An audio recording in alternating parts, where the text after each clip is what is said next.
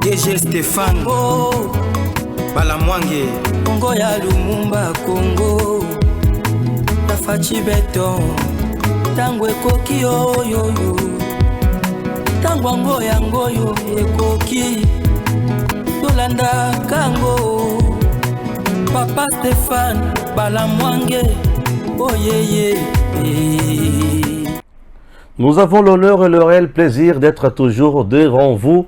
Chers compatriotes, bonjour et surtout bon dimanche. Vous êtes sur Tango Koki RDC, votre chaîne de référence, la chaîne qui donne l'insomnie à tous les détracteurs de la République démocratique du Congo, et une chaîne qui donne de l'insomnie à tous les infiltrés, et une chaîne qui donne de la matière aux Congolais et pris de bonne foi pour diriger bien les choses. Chers compatriotes, vous êtes bel et bien dans l'émission Tango Koki. Voilà, c'est votre émission Tango Koki. Ok? Voilà, Tango Koki de ce dimanche 29 octobre 2023 est dédié à deux personnes. La première, c'est M. Kizito Tshisekedi depuis le Canada. Ensemble avec sa nièce Joyce Mujinga. Les deux fêtent leur anniversaire aujourd'hui. Ah oui.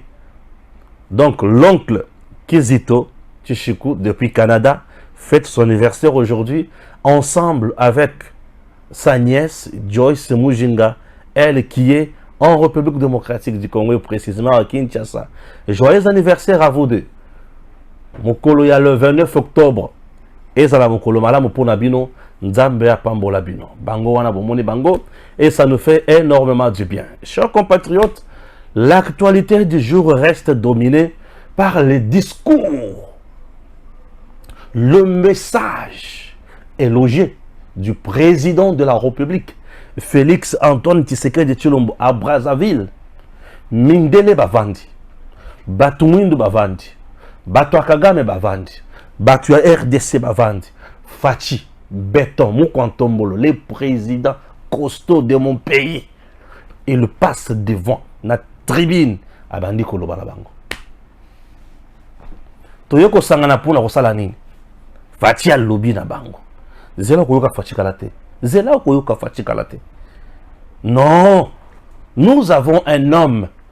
Et je me suis rendu compte. Batu o bazo lukaba boma Fachi. Bana raison. Oui. Batu bazo lukaba boma Fachi bana raison. Mais vous savez pourquoi Bazan a raison? Je viens de comprendre ça aujourd'hui après Kolanda Fachi na Brazzaville. Mais Kolonio so na yo kaka. Mais le long de la comprendre et Mbalasouka que Fachi Batu na ba supporter. Il y a un bloc de gens. Il y a un réseau. Au Basali, Bango, présence ya Fatite, présence ya Fatite. Yango bona ki batinda ki mwasi wana ya policière. Akena mando ki na présidence na OIA. Revolver na ba chargé rebelle. Ba tebele ba beninga après cette émission. Ba bisi rande ko Stéphane. Merci ya koloba makambo wana. Mais sengeli oyeba ke ndeko Stéphane, muto azokena ba chargé rebelle, eza poye muto ko sala langote. C'est que bateau bazana mando ke bana kati mais bazo le kande ba chargeur bazala na ba masasi ebele ba ko sala sale besoin na bango kuna multiplions doublons et le kotobengi ya mutuya nini vigilance pembeni ya mokonzi ya mboka na présidence badongo miso baola la te entre temps au fond Souko ya matake le sous. Sasi. A Betty. Et FRDC na moment où on a zolo banabino va récupérer bisika les sous ebele. Totangango. OK? Merci. C'est parti na kotanga d'information comme to mesala ko sala yango si bato zonga poto kota siko na mozindo ya makambo. Ndenge vous allez belé. Ah oui. La République démocratique du Congo, notre pays. Mboka Kitoko. Mboka Kitoko. Badongolo miso balali, ba ko kailo ko salate. On m'a porté plainte na INPC. Bafundinga lisusu na CESAC. Ouais. Je vais vous parler de quoi il s'agit. Donc le mardi, c'est mardi, je vais répondre na INPC. Ouais. Dossier nini na kosololango a boza na kimia. Donc Stéphane Balamang sera devant la justice, c'est mardi. Le patriotisme, je serai là et je vais répondre. Ok? Moi, je respecte les institutions en Boka. Je vais répondre. Vous comprenez? Alors, chers compatriotes, je vais lire. Je commence avec la première information. Là, c'est à Brazzaville, hein, on a un message à Fachi. Alors, on ne peut pas s'appeler frère et se poignarder dans le dos. Tu sais que fait renaître l'idée de construire un mur à la frontière avec le Rwanda, puisque ils ne sont pas vrais avec nous. Ça, c'est de 1. De 2. Bravo au FARDC. Bravo aux forces armées congolaises qui viennent de libérer Rougari, centre. Les terroristes du RDF M23 sont en total de bandade nous sommes en direct là. Les terroristes du M23 sont en total de bandade sur toutes les lignes de front, même du côté Bambo. Les résistants viennent de prendre le centre commercial de Bambo. Les terroristes obligés de se replier à Kurumba.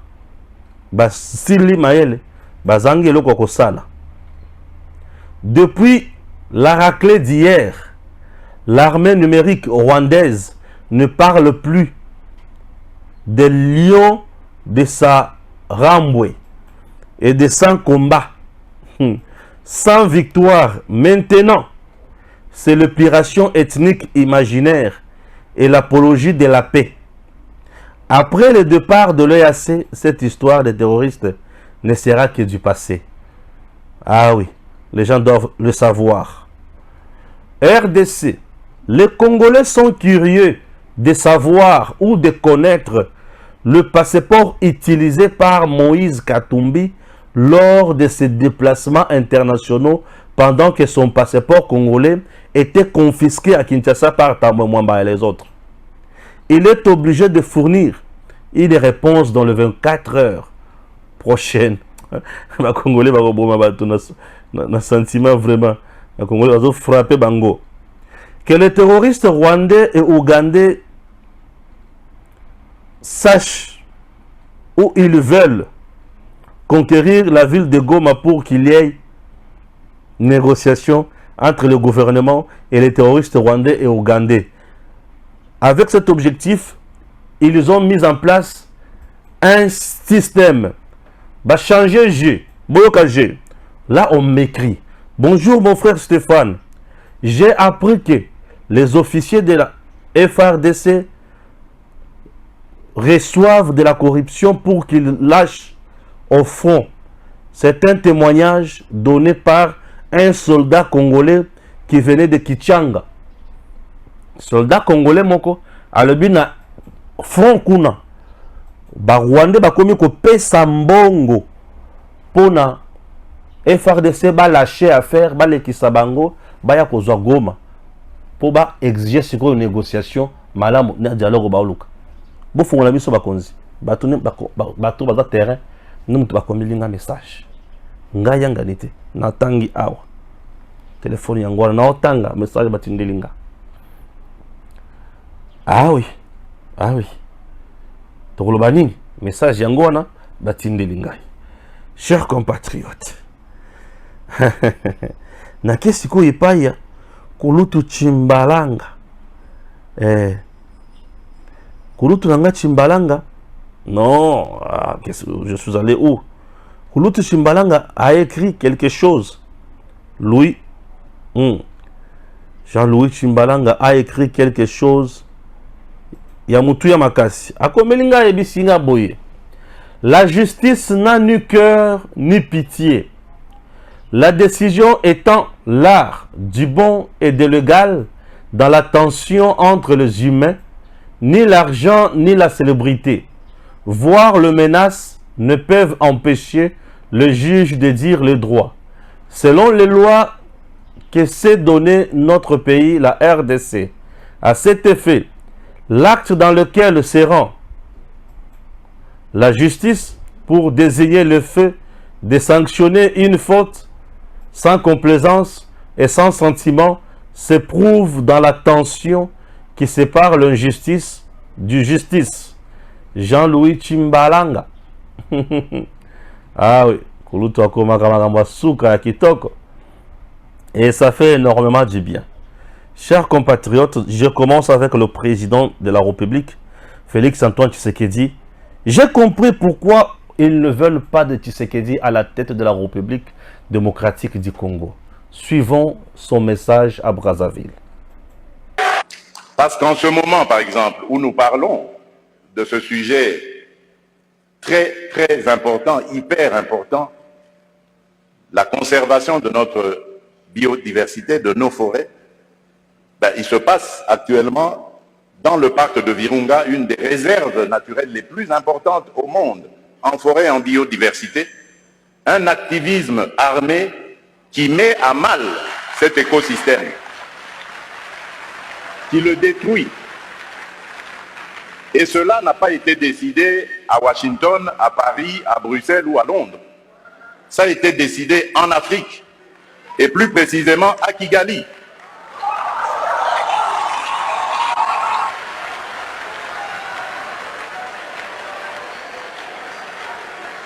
C'est l'œuvre d'un frère africain.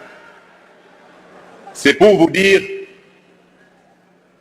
que nous devons bannir l'hypocrisie qui est entre nous.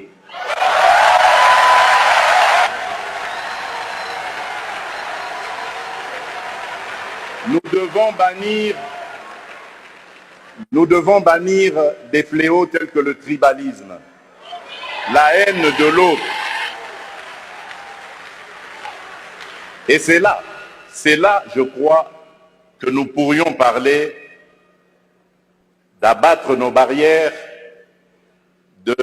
d'effacer les tarifs douaniers, etc. Tout simplement parce que, malgré nos engagements, rappelez-vous, à l'Union africaine, l'horizon 2020 était l'objectif pour faire taire les armes en Afrique. C'est devenu une chimère. Et nous ne nous en offusquons pas. Nous ne condamnons pas. Et tant que ce sera comme ça, il faudra oublier toutes les bonnes initiatives telles que celles préconisées par le président Ruto. Nous devons avoir le courage de nous regarder entre Africains, les yeux dans les yeux.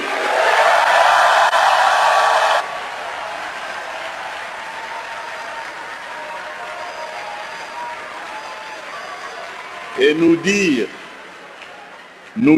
que on ne peut pas s'appeler frère et se poignarder dans le dos en même temps.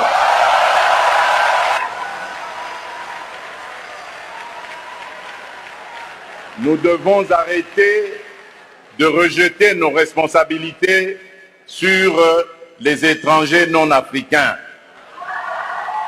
La colonisation, ça fait une soixantaine d'années qu'elle allait terminer en Afrique. Ceux qui nous avaient colonisés, divisés, aujourd'hui ils ont compris le sens de la paix. J'en veux pour preuve la France et l'Allemagne, pour ne citer que ces deux pays, qui étaient les meilleurs ennemis dans le passé et qui sont les meilleurs amis aujourd'hui, le moteur de l'Union européenne.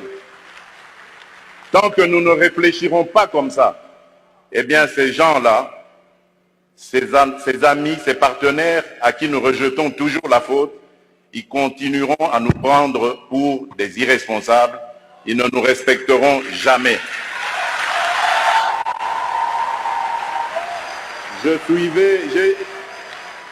J'ai suivi tout à l'heure avec attention l'adresse du président Macron, toute sa bonne volonté à vouloir venir dans des partenariats.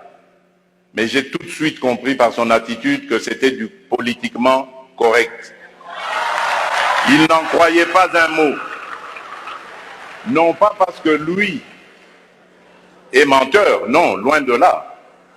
Parce que nous ne sommes pas sérieux, et eux le savent. Le jour où nous mettrons fin à ce à quoi nous assistons aujourd'hui, à l'est de la République démocratique du Congo par exemple, des voisins qui viennent semer la pagaille, la mort, la désolation, uniquement dans le but de s'enrichir, de piller les ressources. Le jour où nous mettrons fin à ce genre de comportement, alors oui, là nous aurons compris. Parce que je suis désolé, en tant que président de la République démocratique du Congo et face à ce genre de choses, je ne suis pas tenté de construire des ponts, mais plutôt des murs pour sécuriser ma population.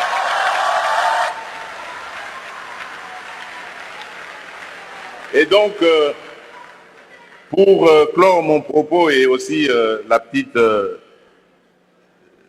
petit écart que j'avais fait de mon discours, je formule le vœu que les assises de Brazzaville lancent un nouveau départ pour la gestion durable de nos forêts, l'amélioration des conditions socio-économiques de nos populations et une meilleure protection de la planète. Je vous remercie.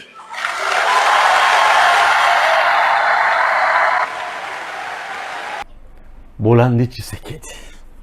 Chers compatriotes, Mokonzi Nabiso Fachi Beton, le président de la République, il écrit, il dit, à Brazzaville, les bosseurs, Mindele, toute part, Bakwanyos, Toyoko célébrer ma cambo italienne, Bapark, Nama Kamomsus, mais au moment où je vous parle, Kigali, Kagame, atini basoda na ye baza na parc ya Congo bazoboma banyama oyo biso toye pona ko lukato préserver a to batel siko toye ko sala ni.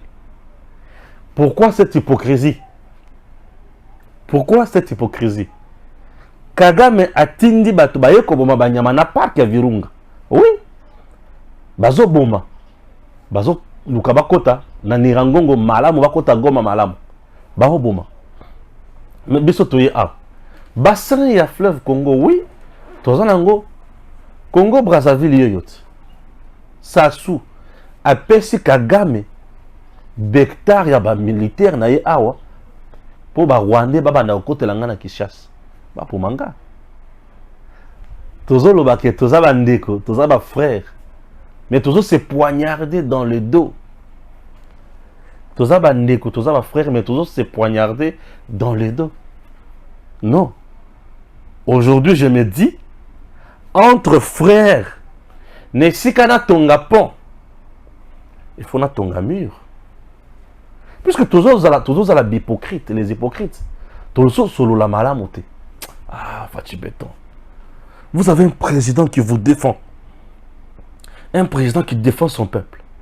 On vient tuer mon peuple. Au lieu de ma peuple langa, je préfère totonga mur, nesika totonga pont. Alinga no banini. Au lieu de continuer à coopérer, au lieu de continuer à travailler ensemble pour tout se développer, tout kende musika. Non, malamu mutuna muto vendre pas naie, puisque le mur sépare les gens et ces gens-là vont coopérer les sociétés. Yo zanangambu, ngana zanangambu, muto amuna moningate. To coopérer ni pe ndengeni. Vous comprenez? Voilà. Nesika bozala boyengana zala kotoy. Malamu mutuna muto sala makambo nae, to coopérer te. Voilà. Chers compatriotes, le président de la République. Ah bien non, tout le monde a se poignardé. Ngana koyat dans un malamu, na yoki tozo sur la malamu. Mais bino boko tika la wande ko poignarder dans le dos. Il a parlé à Kagame et il a bien dit, ba soda ya Kigali baye awa. Donc Kigali a vendu le bino tout ça la boue. Alors même mundele o azotinda bino. Ah Fachi. Mundele o azotinda bino wana. Po baya ko sala buzo ba bongo. amona bino tina te azo respecter bino te po ye moko mundele avec Allemagne, c'est-à-dire France ye moko na Allemagne ba vanda ba solola mais ba bunda ka lobi makasi lobi ba bunda makasi melelo ba vanda ba solola yo nesika ko koma mutu oye ba kosolola ba ninga na yo ba ndeko na yo ozoza la kaka mwana bitinda mindele wana watina te malamu to tia mur ke to tia pont donc malamu to kata diplomatie na biso yo nanga to kata coopération bilatérale to kata relation bilatérale yo vanda na ngambo na yo ngana vanda na ngambo na nga. Vous comprenez? Ouais, vanda na ngambo na yo ngana vanda na ngambo na nga. Donc on ne peut pas se parler, on ne peut pas coopérer. Là c'est fati azo beta Kagame boye pe azo beta Mindele ba vandi ba utala azo beta bango et tant Mindele azo beta Fachi azo beta bango mais comment se le maintenant qu'est-ce qui se passe, qu'est-ce qui se passe? Donc Fachi n'est pas parti à Brazzaville comme Moninga na bango te. Ah bien oui, je suis venu tant pour la intérêt nabino palpable. Là vous venez vite bon vendre ça surtout solo là pour boyibi que bassin ya Congo, ya fleuve Congo. Et ça, avantageux pour Nabino. Congo Brazzaville va bénéficier. Les autres vont en bénéficier. Biodiversité Nabiso va bénéficier na yango. Mais biodiversité wana. Banyamana na bazamba. Banyamana nga bazo bo mabango à tout moment. Puisque dans la biodiversité, il y a la faune et la flore dans la biodiversité. Ouais. Bazamba eza na kati ya biodiversité, banyama pesa na kati ya biodiversité. Maintenant, tout ça la skoni. Maï toye vendre la A, c'est bien. Pour l'avantage, non, ça va. Mais entre-temps, chez moi, on tue. Et la personne qui tue n'est pas Moussi Kazana qui gagne. Et il a envoyé ces gens pour tuer chez moi. Et vous trouvez ça normal? Vous avez le lingue fatia zo défendre le Moganaï. Yango bomoni, bazo supporter. Vous avez compris? Le lingue fatia zo supporter Moganaï, de vous supporter. Nde bomoni banda lobby soko ya mataki tango wazalendo ake pa ya FRDC IBC bango mais ngana beti ba oyo banyangala kata kuna makasi bino bolobi nini bango à leur tour balobi non lokola bo beti bango c'est que bango ne mutu bayaki ko tunkuluka bino oui bango ne mutu bayaki kuluka biso lokola wazalendo alobi ke M23 mutu bayaki kuluka bango problème donc M23 va violer c'est le fait soko yo mata. Ah, oh, barré. Ah. Armée numérique rwandaise. Moutozo koka kolobate. Oui. Et comme moi je fais mal à tous ces gens-là. Bah créer un dossier belé, bah que fundanga na INPC. Puisque ngai na boy ko kota ba kuna bango. Eh oui. Donc on a beau kokota bakuna bango. Il faut pas faire taire Stéphane. Allo ba le sous-souté. Oh, je vous dis ceci. Moi on peut m'interdire de parler comme journaliste engagé. Mais je parlerai comme Stéphane Wazalendo. C'est-à-dire Stéphane patriote. Non, non. Moi on ne m'interdit pas. Moi mon tour pour interdire l'état congolais. Alebi papa, yo grand monoko na yo, même quand on patriote, tokangi monoko. Mais moi l'article 64 de la Constitution là m'aide beaucoup. M'aide beaucoup. Nga ata motolobi non Stéphane, oza sous journaliste. Ah OK, merci. Na longoli pesa kazaka ki journaliste na chepembeni. Wazalendo. Nanya ko pesa wazalendo. Yo wana zo beta masasi tongo medi poko facha petisi wazalendo. Ministre ni na pexi wazalendo. Ouais. Vous avez compris? Petit Mogo, ils ont allé ramasser ceux qui mangent, ceux qui ont un petit avocat comme ça, qui est allé sur il fait quoi? Mais écoutez, quand je vais vous parler de ça ici, vous allez voir que bananiqué.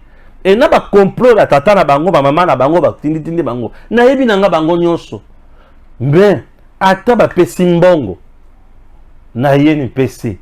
Balamangi, j'ai la raison. Oui. Les grands Wazalendo, non, le cas bien amitié. Chers compatriotes, na robete la bilo masolo na kalate bo banda na kimia. Ndengi zawana mboka na biso Ezani. Attaquer na batouane. L'air va se rendre compte Kagame a moni peut-être que bazo kufa kaka. Bazo kufa kaka makolo na risque de déranger l'image. Bazo kufa kaka. Bazo kufa. Kagame a bien dit pembeni. Et au moment où je vous parle, le grand complot qui est là, c'est le cœur. Kagame a dit FRDC va commis makasi. Alors, poto longa bango y commis problème. FRDC pembeni, wazalendo de paille, M23 batikale moké, basi ba bomi bango ebele. Nde Kagame atini sikoyo mbongo. Mbongo Kagame azotina na Congo. Et bandit d'abord dans les médias, dans les journalistes. J'ai été contacté, moi je refusais. Contacté plusieurs fois, j'ai dit non. Je ne peux pas trahir mon pays. Et bino batozo benga benga tout moment wana na numéro masqué. Mukolo boko benga na numéro normal. Bon mon ndenge na ko penser bino na poisse. Vous avez compris? Ils ont acheté les journalistes à gauche. Ils ont acheté les mouvements citoyens, ils ont acheté les ONG, ils ont pris certains acteurs politiques, ils ont pris ceci, ils ont pris cela. Ok? Voilà. Et tant que Bazuzu Batouana, Bamouni Batouana, Bazo communiquer, Bazo ça la pression. Et si mbate, communication, Balamouang, Bazo la makasi. Vivacité à makasi. Balobi, communication, Balamouang, Bazo makasi, mingi collègue. Donc la communication, Balamouang, Bazo makasi, mingi. Tout ça la nini. Baki ne corrompre sikoyo FRDC. Baki babandi kokuta na sikoyo na ba konzi mususu ya FRDC. Mutozo pesa nga information aza sur terrain. Muto a yebisie eza un militaire ya mulongo. A yebisie ba officier na biso tomoni ki bakomi kolia mbongo ya Rwanda. Keba, bokeba, renseignement militaire. Cherchez à comprendre ce qui se passe là-bas. Batutu basi ba vandi kuna, bo meka ko relever bango déjà va fonctionner bango. Bo landela bango malam. Oyo, balé déjà misolo ya Rwanda pona ko lekisa M23 à leka à kota na centre-ville ya Goma a imposé sikoyo le gouvernement central le dialogue baza bandoki. Sont les traîtres des gens qui ne peuvent pas. Vous avez compris? Oui. Donc, Batouana baza ba traître. Batouana baza ba traître. Oyoba, koki jamais ko vanda na biso. Na kati ya FRDC, mutu penza akende kolia misolo ya munguna. Po aebisa mampinga, bozonga sima, bango baleka. Zoto malidi na kokite Balamouang un vrai patriote nayo kama mutindo bongo na loba yango te papa na osakola. C'est le même dossier oyo esala que M23 a kota Bunagana. Ouais, M23 azalaka na makasi mokote. Ce sont des jeunes que Kagame a ramassés au Rwanda sans formation adéquate. En ramassant ces jeunes, Kagame à son niveau, vous savez ce qu'il a fait? Atindi Bango a vu quelques officiers rwandais à Bakissi. Bokine kuna bo beta. Tango bazoya bakutani siko yona ba jeunes rodés. Rempli du patriotisme, beti bango. Liboso banda kokuta na FRDC bazo beta Kagame le bete. FRDC aza makasi mingi. Poto lia ba point na FRDC et aussi na kaka eloko moko. Infiltration et achat à conscience, la corruption. Puisque Kagame là tout ce qu'il utilise c'est la corruption. Corruption. Non, Balamouang tout ça makelele mingi faut corrompre ye akanga monoko. Nani okanga monoko nga Balamouang. Okanyi monoko na trahir moko nanga. Je ne le ferai jamais. Nzalalanga nakoboko la yango. Nzalalanga ko nakoboko la yango. Nakobanda ko ya osala émission kaka na chemise moko tous les jours. Et comme noir, mama Pepe de Paris a continué la chemise. Et comme rouge, ba kokabelanga pa ba congolais. Je préfère Congolais nangai. Akabela ngai loko papa lata on. Lata on. Kena kende kozwa misolo ya bapaya pona trahir mboka nanga. Aboka bundei. Mujela kasanga ka mwana sa pone mbonde mais mo mai. Nda komekate. Alors corruption de mutu sala que M23 à côté na Bunagana. Même mode opérandi. Corruption de mutu sala que M23 à côté à Bunagana. Vous avez compris? Oui. M23 à côté à Bunagana à cause de la corruption. Et le quoi les bossons? Bakena ko corrompre mutu oyo tobengi général Yav. Ba pessier plan il y a ça la peu coup d'état pour bango ba placer mutu na bango il y a la récompenser autrement. Il est pas allé solo et tango ba détecter le loisir makala tala bisika et soukeli tout traître et si kana eza liwa eza boloko bongo un traître ba ko ko vanda na bisika bato baza non traître nyonso bisika na eza boloko. Vous avez compris? Oui. Et le quoi les poissons? Et le quoi mi balé? Soda ya mulongo nyonso o ya moni ki ba corrompre mo konzinaye. Tout ordre mal donné à exécuter en goté. Et le quoi les poissons? Et le quoi mi balé? Je demande à la hiérarchie militaire. Na bato bazakuna. Mo konzi oyo azana point. To azana champ de bataille. Ma décision n'y est pas naïté. Donc avant de décider sur quelque chose, il faut avoir go. Il y a Goma, na Kishas. Ouais. Parce que à Goma, la personne qui dirige là-bas, c'est un militaire. Le gouverneur militaire qui est à Goma doit se saisir de ces dossiers. Aïe, bake makambo population à Bimisi. Et Zandengeni. Batiki la FRDC atiki la batuana bakota kichanga. Po bazalaki na kichanga, bazui musuku ya wazalendo. Bazui frappe, bazui chicote. Papa langani. Bakei. Je vous dis, bazui frappe, bazui chicote, bazui musuku. Bapalangani bakei, bako kite. Et tellement bako kite. Il faut enregistrer. Il faut enregistrer ma prouesse à Moutine Noan. Parce que si tu as enregistré ma prouesse, tu as mis ma sauté. Tu as soutenir Wazalin de Malamouté. Tu as soutenir et faire de ces Malamouté. Et il faut toujours enregistrer. Il faut toujours enregistrer. Au cas contraire, je ne peux pas. Oui, je ne peux pas.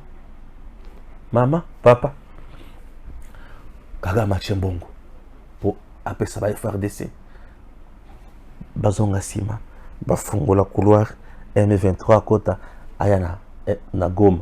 Tant qu'on a Goma, le Bissikoyo, pour te libérer Congo, il faut te libérer Ville ya Goma, il faut négocier Nabiso. Namona Batumis Makasi. Mais Barwandais, Babatoussous. Ok, na mon ami sur ma casse de la vie. Mais il y a des gens qui ont mis sur ma casse. Donc, mon peut-être que Oza Kindo qui est pur. Vrai Kinchor. Au monde peut-être que Oza qui est vrai Kinchor. FRDC. Fachi Aloba qui n'est jamais trahir le Congo. Oui. Le Congo ne peut pas être comparé à Fachi. Fachi, c'est un homme. Aujourd'hui, une institution qui passera. Puisque d'abord, ce qui est constitutionnel, Fachi n'a que 10 ans. C'est-à-dire 5 ans renouvelables une seule fois, ce que la population a pogné. 10 ans. Accueilli. Le Congo reste. Et toi, tu préfères trahir le Congo. Mon soit au Congo. Aviba na Congo. Abini la biso na zolo. Biso toza la bato bana misala. Abeta biso chikote. Atindi kabiso na makolo. Anya tabiso. adondwa se kodondwa yaye bato bakende liboso yo ozala kaka moto apasi yo ozala kaka moto yake lala chini tumbo yulu fimbo. Tu sais comment les Rwandais nous ont maltraités ici? Lala chini tumbo yulu. Tu te souviens pas? Lala na seli boum likolo. Tu ne te souviens pas? Vous savez comment on va maltraiter l'histoire? Ça, vous ne le savez pas. Je dis, ça, vous ne le savez pas. Ils nous ont maltraités ici. Ils nous ont maltraités ici. Ça, vous ne le savez pas. Non. Retenez bien. Retenez-le bien. Chers compatriotes, le Congo est à nous. C'est notre pays. Militaire nyonso oaza na front. Papa. Bundela ekolo. Ola pandai. Oloba ki yo pona ekolo okowa. Wa pona ekolo. Ekolo kozala reconnaissant pona yo. Oyo nso ali kosala boneti nga mikolo. Naza somuto kimiate. Naza na kimiate. On m'insulte tous les jours ici par les gens qui sont dans le coup à Rwandais. Tous les jours ici, ils m'insultent. Ils m'insultent tous les jours ici. Ils me menacent. Quelqu'un me menace, moi en train de défendre mon pays. Mais tu me menaces. Je dis, monsieur, toi tu me menaces, moi, en train de défendre mon pays. Mais je ne comprends rien. Nadia Rabango, toujours des races de vipères. Vous me menacez, moi, Balamwangi, vrai patriote. En train de défendre mon pays, tu me menaces. Un Ouazalendo de premier rang. Ah, Ouazalendo de premier rang. Tu me menaces. Au contraire, plus vous me menacez, plus vous me donnez encore la colère. Oui, mais on peut en kanda yo kakate. Donc, bozo peut s'en soukanda. Pour na sala oy funa sala kaka, pour na loba kaka. Yango nazo bela, nazal normal. Nazo za la santé kitoko. Naza na passe, naza na fièvre na yaka kakawa. On doit défendre notre pays. Ces gens ici va tika kimiate. Yango bomoni va vendre kimiate. Vous comprenez? Alors, aux soda, au moni mokonzi akomi kotenga manazamba, yebisa ete mokonzi boete. Tozana consigne moko oza ko batela mabele. Ko batela mabele. Wazalendo utalobi journée mobimba na lelo lisusu. Abomise ko boma ba Rwandais. Bato tout baye ko boma, baye ko ba terroriste. Abomise ko boma. Avana matawa amo somut.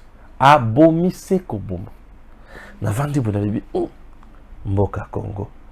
Bato bazo bunda se pona boy. Yango sikoyo. Pourquoi bazo linga Tshisekedi ti? Bakotikala kolinga Fachiti. Bakotikala kolinga présence ya Félix Tshisekedi. Dans notre pays, nous avons ba bloc wana eza ya bato oyo baza décider pour na kosala mabe pe basala kasala mabe à tout moment. Je vais vous proposer extrait moko ya vidéo moko ya Nyarugabo en train de dire ndenge tambo mwamba na bato mosusu basala pour na midembo ekende pa ba Rwandais tambwe mwamba bomo na bato nyonso wana tango na kokota na bozindo na kotia bino susu vidéo na tiaki lobi ya docteur Mayele à côté la ngoli susu bozindo pour bato ba comprendre davantage. J'en suis tchelangai élément créer le territoire de Minembwe. Azarias n'était que vice-ministre de cette rébellion. Son titulaire c'était Tambwe Mwamba, le président du Sénat. Pourquoi on n'attaque pas les gens du Maniema? Avec Thomas Lwaka, avec Sesanga, avec Zaidi Ngoma qui était mon adjoint. Pourquoi on n'attaque pas ces autres communautés? Nous étions avec les gens de l'Ituri, nous étions avec Mboussa Nyamwisi, avec d'autres. Pourquoi on n'attaque pas les Banandé? Pourquoi quand il y a la guerre, les autres peuvent tirer? Merci. Vous venez de le suivre, non? Nyarugabo. En train d'accuser qui? Dans notre pays, nous avons un réseau au Congo. Il y a des réseaux. Nous avons un réseau où ils ont dépendre na étranger, na communauté internationale. Nous avons un réseau où ils ont dépendre na Ouganda et na Rwanda. Alors réseau ya communauté internationale oyo eza na Congo yango ezalaka kotala réseau oyo eza na kati molili ezokota azolala réseau ezozala mabe na kati ya mboka na biso ba réseau wana eza makasi. Ça me déconcentre même parfois. Tana loba makambo boy po pesa ngakanda ya ba réseau. Réseau ya liboso eza composé na ba manche courte. Tout le monde qui sait que yé na Congo papa te mama te mais aye kozwa. Na Congo papa te mama te mais aye kozwa. Réseau ya mibale yé na Congo papa te mama te to mama papa mais azo dépendre na nini na Rwanda pour vivre, azo dépendre de la communauté internationale pour vivre. Et après bato mosusu bavandi na Congo bango lorsque ça brûle ça va, lorsque makambo za mbutu mbutu bazo bimisa ba millions ça va, lorsque bato nyonso ba bloc nyonso ezomona mutu aye alobi mbongo ebimaka pona jekamine kendaka wapi mokonzi natuni mbongo ebimaka pona jekamine kendaka wapi te mokonzi kota na compte boy ok merci bozoli aka monoko dorénavant banque tjelanga compte moko pona jekamine mbongo ebimaka na passeport congolais ekendaka wapi Kabila leki na ye na leki na bango mosusu. Ok, dorénavant passeport congolais mbongo na compte tel moto ya travailler na ye tel mbongo ekotaka l'état congolais aura autant, le fournisseur aura autant. Nous avons combien il y a d'argent de l'état? Non, mokonzi toza baza combien? Mokonzi natuni les agents de l'état baza combien? L'agent de l'état baza 600. 600. OK. Jean-Pierre Liaou yaka. Tanga baja nyos. Ba recenser baja. Mokonzi baza 100. Ah, mais bango le baza 600. Siko 500 wana mbongo kendaka wapi? Mokonzi yaza na 50, yaza na 20. Ah OK. Bon banda ko 500 mbongo sana bozolia. Merci. L'état ebi kazo futa 600 agents mais en réalité a futaka 100 agents. OK. Dorénavant bongiselanga numéro matricule ya bagent. Les nouvelles unités bon mécaniser bango. Contrôle physique batelemawana. Dorénavant nous avons 400 agents. Merci. Combien d'enseignants congolais avons-nous? 1 million. OK. Bon ça le recensement. Bah ça le recensement va trouver 500 000. Alors 500 000 msomana kende wapi? Mokonzi ah OK c'est bon. Oyo baza wana nde batuto yebi ah OK c'est bon. Batelema wana. Salaire na bango. Et ça dit combien? 150 000 T, 450 000. Combien de veuves militaires avons-nous au Congo? Non, tous ça va veuves militaires bazalaka 500. Bafuta mara combien? 32 000 francs. OK. Batangi ba veuve. Nombre ça combien? Baza 150 mokonzi. OK. Dorénavant ba robanda kozwa 250 000. OK. OK. Bawana banani? Oh mokonzi biso ba tozaka na ba carte visa tozaka mbongo ndenge tolingi. Combien par mois? 50 000 $. Bobo ma ba carte nyonso wana ba bomi. Banque centrale, tu as combien de comptes là-bas? Non mais ici le compte de l'État c'est à peu près 56 comptes. L'État a 56 comptes ndenge. L'État a 56 comptes ndenge nini. Ah OK. Bon ba compte nyonso wana. Tia compte moko ya l'État. Ba tia compte moko ya l'État. Contrat na ba chinois za kandenge nini. Non, Martin kanga wana nde mutu mutetela wana mutu azoka mbongo yake ndaka kolia mais akabela kapel Joël te pour Joël par exemple te tele makabela gaite il y a kana il y a kana na interam oyo mutu alia kana nani te alia kana kabila. OK, c'est bon, merci. Dorénavant ba chinois bozawat nazo kata ba contrat oyo te mokonzi yaka facha kena Chine vanda wana contrat chinois la kandenge nini. Non, dorénavant beaucoup futa boy beaucoup somba boy beaucoup sala boy. Tous d'accord? Oui, tous d'accord. OK, c'est bon. Bazongia. Bon, nini lisusu te à côté ya rivière Ruzizi na Rwanda po moko ezalaka me bakonzi baye bakate po wana nde Kagame abimisela minéré à côté. Ah bon? Allez buka po wana bou facha buki po. OK, wana nini wana mwanga chuchu. Ah bon? Bokenya no kuna bake na epa mwanga chuchu bakuti mwanga chuchu na ba militaire rwandais o banani ba militaire rwandais ba osala dini awo o ba garde mwanga chuchu. Ah bon? OK, mwanga chuchu asala kanini awo non coltan pur. Ah oyo mokili mobimezo luka OK, c'est bon. Mwanga chuchu yaka nano mwanga chuchu uzala minduki e uchi wapi ba pesa ngai autorisation et pas non ba pesa autorisation ya port d'armes to ya port d'armes lourdes te non. C'est bon. Mwanga chuchu condamné à mort minduki bozongi sakuna société commis à l'état. Nani lisusu ba militaire boya awa bozoza formation te biso mokonzi banda to simaka banzete to kinaka to sala keloko mususu te. OK, c'est bon. Bolala ka wapi to lala ka boy boy na condition nini batongeli banguka to ke bisika ba centre de formation facha komi bisika ba centre de formation batali facha tali ali. Ah OK, c'est bon. Bino ma militaire bo futa makandenge nini fachi kokota kuna te facha ali. Oh là ça commandant suprême des forces armées na kota kuna te ndenge nini.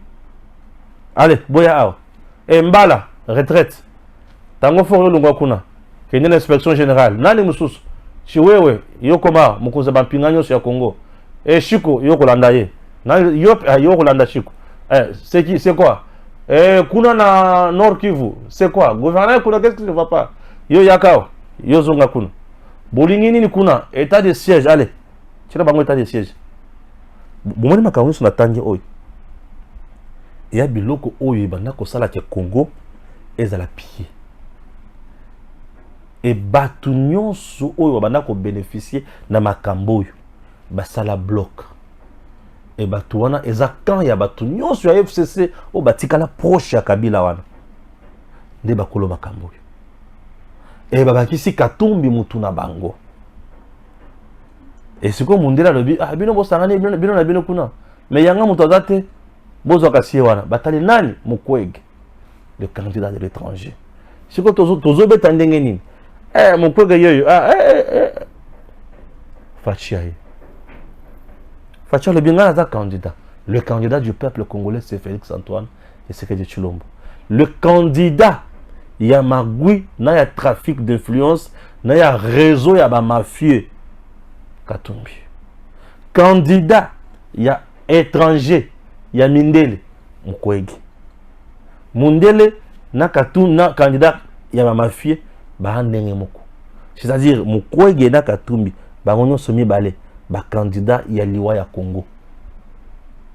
L'unique candidat pour na Congo, c'est Félix. Pour makambo Félix, c'est Oyazo Sala. Et zo telemela bango. Félix azo koka kozalanga bango ne sika mokote.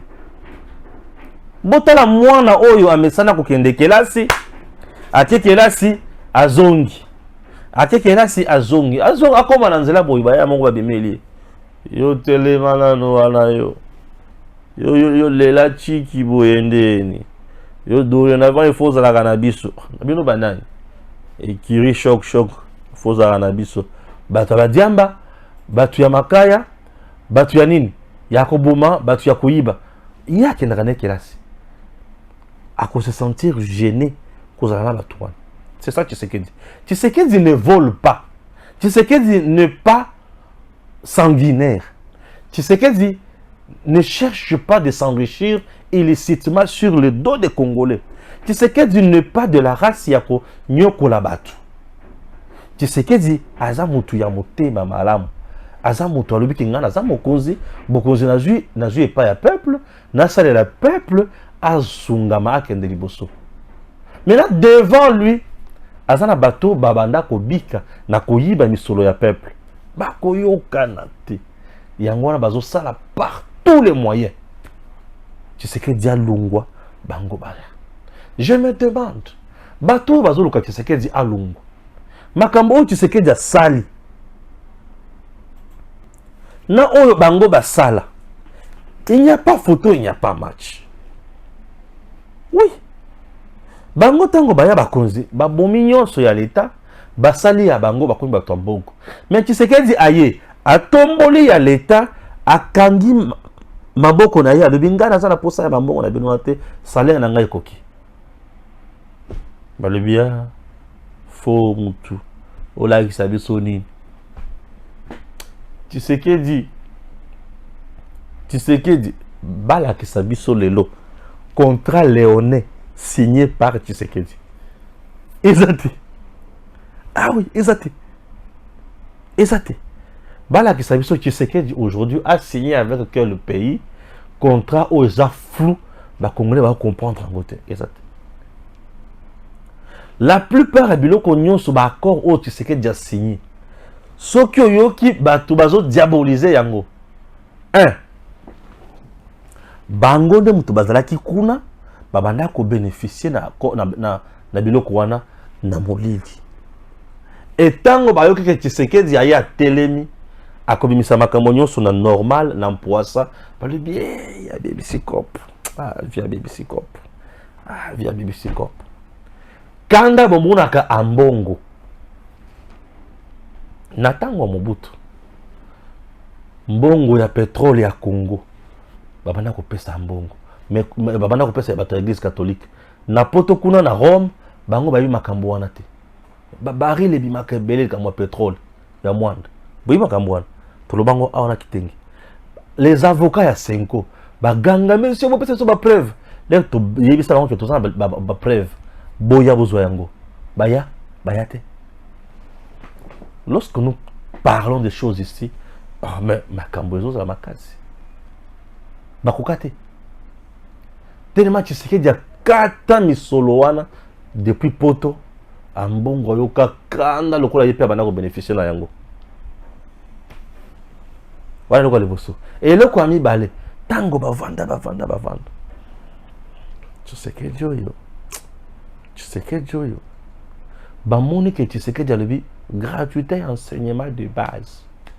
Ambongo lobi ngai na lelaka na ba parents congolais. Oyo so atangi sakabane para biso. Nazwaka $100 par tête ya élève.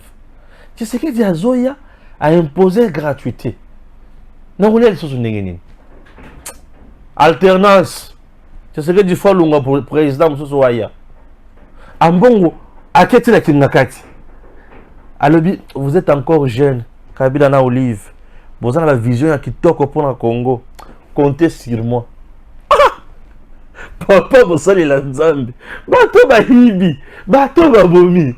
Bato ba sali nyonso ya mabe. Et au-delà de tout, ba paya. Yo, Olibi ba compter sur yo. Lokoso ya bongo. Et tous ces gens-là, nde mutu bazo lokaliwa ya Tshisekedi na mwinda. Mais toza na moyit. Ba oloka. Liwa yango akwesa kya ngote nini? Yaya. Liwa ya Tshisekedi bozo loka na mwinda wana. Jésus Christ asia lokota yango kala. Akofate azawa. Mwana le pamboli. Bozo loka liwa na ye. Besike koyaki Jésus Christ. Ya pasteur Dalo, ya pasteur Baruti Kasongo. Basi balu asia lokota kiango. Après Tshisekedi bomo. Baza mal à l'aise. Vous voyez pourquoi Bazo dit Tshisekedi? Oui. Tshisekedi n'est pas haï pour échouer, non. Tshisekedi est haï puisque akati ba robinet nyonso banda ko pesa bango misolo. Ba robinet nyonso banda ko bibisa la minerai. Ba robinet nyonso banda ko sala ke bango baza na batombongo. Kabila est allé plus loin. a nommé Rugwiza na douane ya Congo. Douane. Et le repèsaka mboka mbongo à Rwandais. Et ce monsieur-là, Rugwiza, Mokolo Kufa, Bemema na Rwanda. Et tango avandaki na Congo, il était le tout puissant, l'intouchable. Moutobanda Kosimba était un 2G, mais ba ministre ba banga kaye. Ceux qui a bengano na musala libela yaya. Kabila nde muto tchei. Les tout puissants. Et ça qui est au Geoffrem, il y avait encore un autre tout puissant à Kabila, c'est ça. Il s'appelait Patience Aïba. Les tout puissants amis à Kabila boina Bukavu. Dans la Goma Kuna. Donc hier kuno Kosimba était les tout puissants Patience Aïba. Je vous dis. Les tout puissants.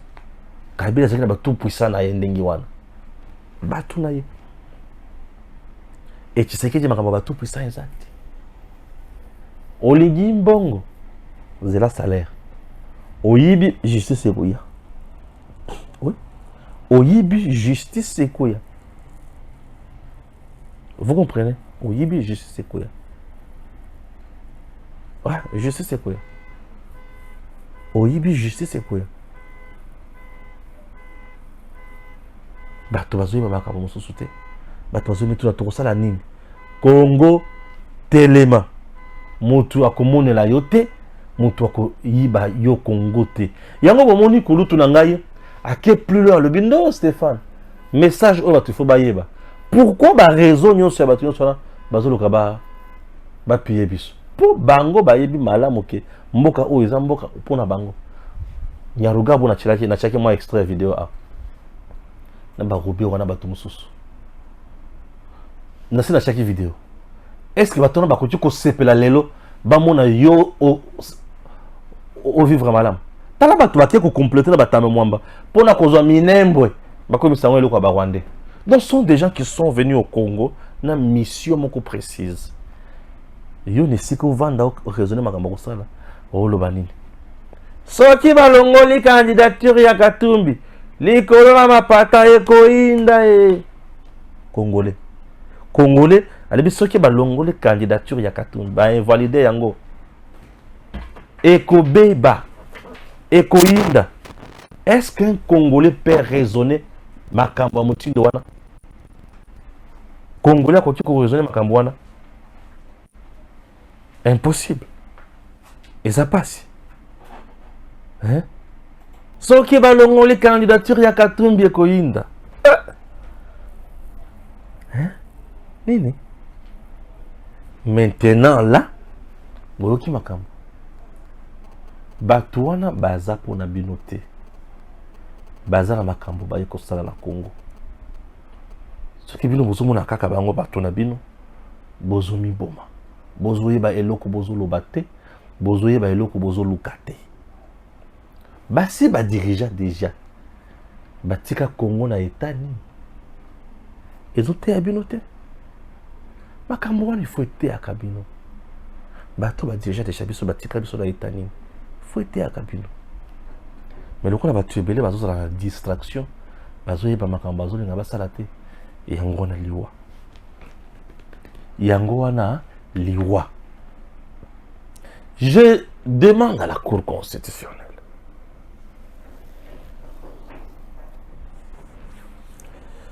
La Cour constitutionnelle rôle a mis balé azosala présentement azana maïmatali ba contentieux électoral. Est-ce que Cour constitutionnelle a kovanda pona koyoka makelele ya bato? Non. Est-ce que Cour constitutionnelle a kovanda pona koyoka makelele ya bato? Non. La Cour constitutionnelle azawana pona kosala musala na ye. Musala na eza musala nini? Oyo ayebi kosala. Mibeko ya Congo mukolo ya lundi oyo eko tangama bakoloba yango pe ekokende liboso. Mibeko ya Congo ekolala te, ekodinda te. Mibeko tokotombola yango. Mibeko ya Congo. mibeko ya Congo eza na eloko moko te ekosala liboso ya pression ya bato biso ba Congolais tozoluka mboka na biso etombwama mais ça ba Congolais mosusu bango bavandi balobi te ekita nani akokitisa Congo okita te na lobi boy ba dirigeant ki déjà biso kala basi babomaki déjà Congo kala babomaki déjà ba Congolais kala mais yambalo yo esile mutu akoboma biso lisusu azate mutu akoyiba azate justice et l'injustice. La justice est pour rétablir kaka ordre bisika injustice eza. Ce qui mutu azotambo la injustice, c'est-à-dire mibe ko lobi A yazoloba B, mibe ko lobi B yazoloba C et ko yibana. Bande konanga ba Congolais. Katumbi tango azalaki n'exil. Abanda kotambola la passeport ya mboka nini. Po awa na Congo babotola ki passeport. Ba consulat na biso nyonso partout et pesa ye passeport te. Mutu aloba ba pesa ye passeport Tshisekedi. Mais Katumbi babotole passeport depuis 2018. 2017, 2017 ça va faire la fin. 2018 Mobimba. Abana otambo la passeport nini. Il était là en Europe azo matazo kita makamo Genève ak koto ya zongi. Abanda ko tambo la document ya mboka nini. Il était sans nationalité. Nazana posa bo brandir biso passeport. Oyo Katumbi abanda ko tambo la lango tango ba botola ki passeport et pas Alexis Ntambo Mwamba. OK? Merci. Alexis Ntambo Mwamba. Zoa les sous-réponses dans les paya kuluto nanga maele. Docteur. Bonjour les amis. Léo Tozali, vendredi 27. Bon début de week-end. Dès la zoba que nous avons un monopole à connaissance. Mais mon toi aux vidéos partagées de façon que tu atteindre Bakebele. Peut-être vidéo peut sauver le Congo.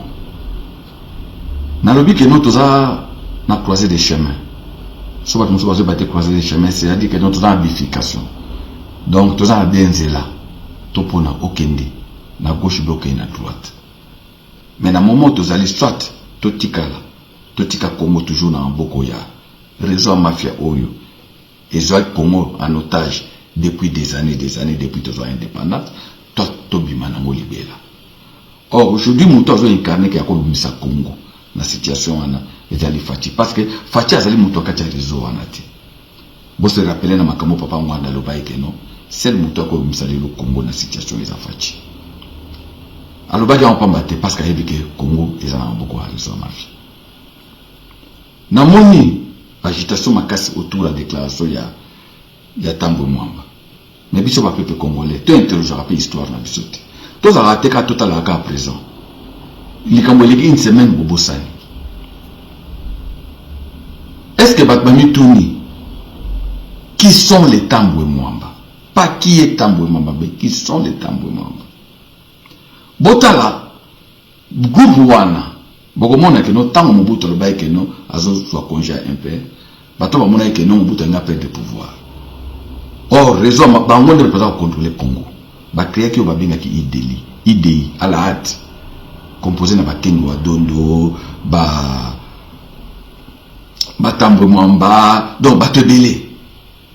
Ba Ndundu, donc ils ont créé ce qu'on appelait IDI pour ba garder toujours monopole à Congo.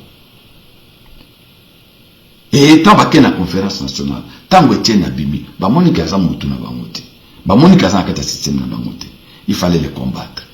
Ils ont créé, avec Parrain Bango, l'église catholique Senko, va créer troisième voie, IDI, et va contrôler le pouvoir.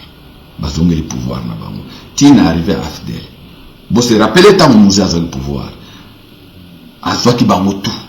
À l'oba qui va bimsa mbongo ou va piller mboka. Qui va coacher mboka na kati. Ya mafia bamusuba kimaki et bakena na rébellion curieusement basali tout que baboma musée parce que musée azaki ba muté ba éliminer musée tant ba éliminer musée moi na musée mutazi pouvoir mais aziba tuana ya ba réseau mafia tout azongsi bamo bon mon ate mystique ba kosa bino ke bona botize ke non Kenge Wadondo abimi te raison na bango mafia Kenge Wadondo ayeko bima président ni ya Sénat ba contrôler sous système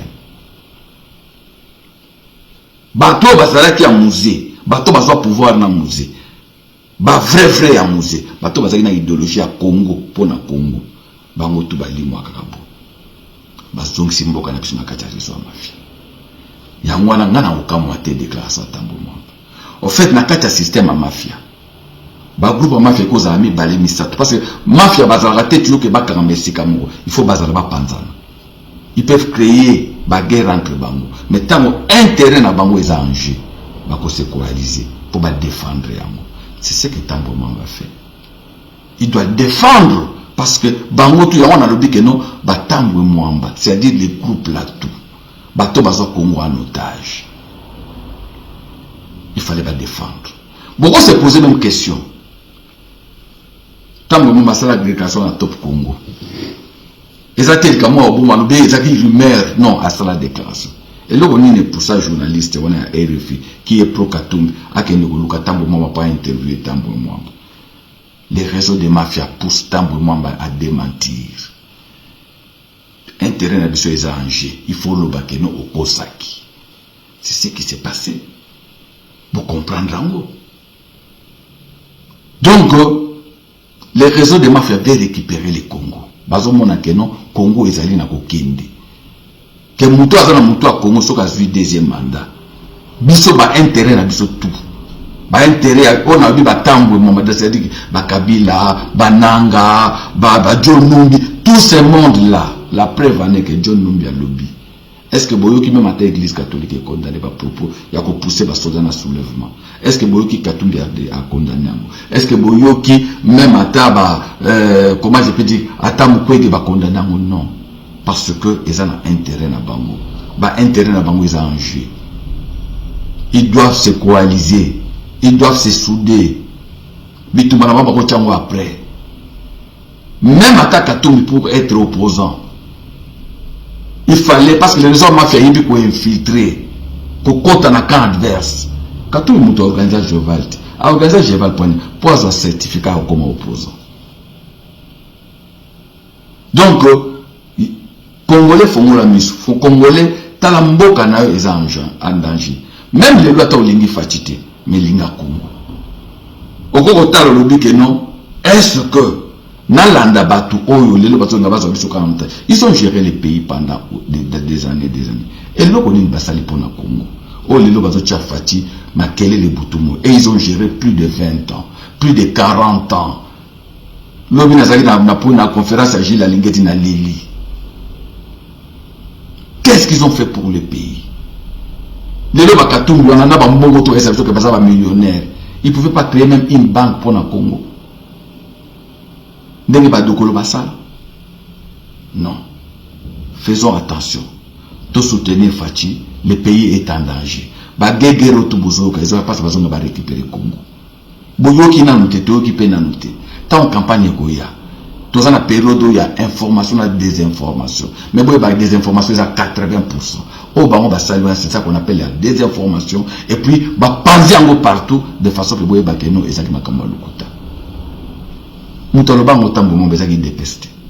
Baloba basala banquette lelo révérend mo ya 180 degrés. Donc tout soutenir Fachi tout pesa le deuxième mandat de façon que azonga sa Congo na Congo. Zoa vidéo partager yango. Naza mon pour la connaissance te soko moni peut critiquer yango mais to finga na te. Nous allons pas construire le pays avec des injures mais to réfléchir. Les craintes en marche, to soutenir Fachi tout pesa le deuxième mandat. Tout ça, tout ça, que nous sommes tout corrigeants. Mais tout ça, c'est un peu de mafia. Sinon, nous allons rester des esclaves à vie. Bakotala que basala qui est rare et que bakozom ça saute Congo na Congo. Ciao, merci. Citoyen libre. Na base de Boyoki. Boyoki madame. Ça y est, puis, chers compatriotes, je vais vous proposer un élément très important. Et ça, il y a ma camonenge na terrain. Élection à Fachi, et c'est Salemi déjà. Et ça, dès qu'il faut chercher à tricher. Non. Population congolaise a à voter. Oh, ouais. Le peuple a déjà voté, Fachi. Mais bien sûr. Élection de Salema, le 20 T. Ben, pour le président, le 20 T. Non. Le président, ben, il va pogner déjà pendant 5 ans. Bien sûr. Et là, quand on a qui est pour le président, ils ont marqué mon président pour la banque. Mais ça, là, on fait à sali pour le Congo. Donc, c'est tout pour la déjà. Yo, le temps aux autres, Makamo, Fachi, à Kolega, Fachi, à Kolega, Tete, Fachi, c'est l'équipe.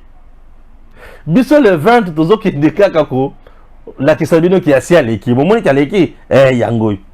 Tous la Kisabino. Donc, manga et c'est teli lango. Tous ceux qui ont pour la Robuka. Robuka, tu n'es pas nzete ka mukebo. Et koko ya papa nyonso. Bah, voilà, Fachi, ça déjà. C'est belé. C'est belé. Puisque mutu oya ko longa Fachi azate. O nyonso ba tozo ganga ganga. Balabala makele la wezo. N'est-ce pas? Merci beaucoup. Alors, merci. Que Dieu bénisse la République démocratique du Congo. À très bientôt. DG Stéphane Balamwange Congo ya Lumumba Congo Tafachi Beton Tangwe koki yo Tangwango yango yo ekoki Tolanda kango Papa Stéphane Balamwange, oh yeah yeah.